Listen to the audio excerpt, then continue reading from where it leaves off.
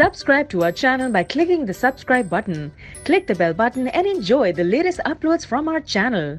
Brussels President Donald Trump came out brawling in his first public comments here ahead of NATO's annual summit, accusing a close U.S. ally of being a captive of Russia, calling members of the alliance delinquent in air defense spending and insisting they increase it immediately.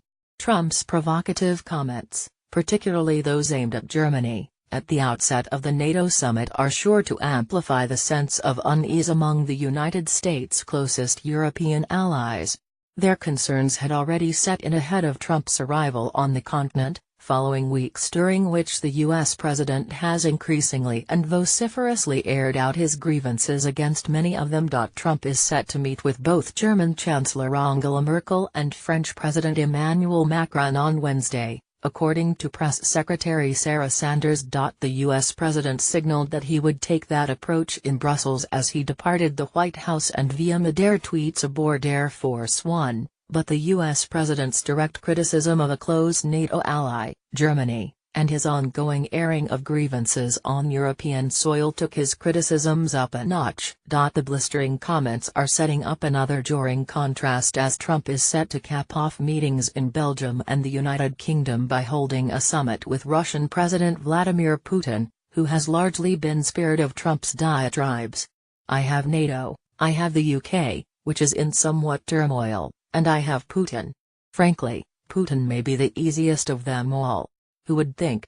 Who would think?" Trump said on Tuesday as he left the White House. As he prepared to greet Merkel and other NATO leaders for the traditional family photo op on Wednesday, Trump leveled an unsparing criticism of Germany during a sit-down meeting with NATO Secretary General Jens Stoltenberg, his first of the day.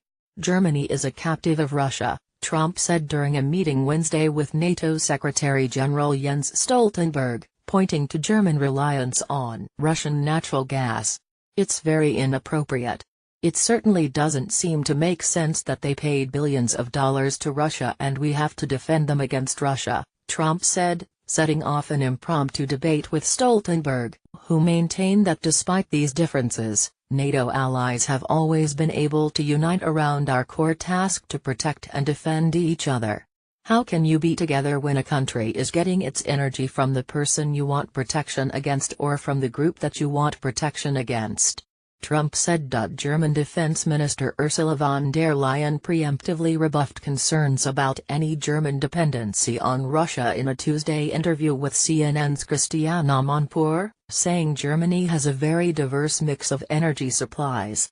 Leyen also noted that Merkel has been at the forefront of diplomatic efforts to curb Russian aggression in Ukraine. Trump also singled out Germany for particular criticism as he continued to assail NATO allies for failing to spend 2% of their GDP on defense spending, a target NATO allies agreed to meet by 2024. 2.082.362.123.572.42 Poland 1.99%, Romania 1.8%, France 1.79%, Latvia 1.75%, Lithuania 1.73%, Norway 1.62%, Montenegro 1.58%, Bulgaria 1.53%, Turkey 1.48%, Portugal 1.31%, Canada 1.29%, Croatia 1.26%,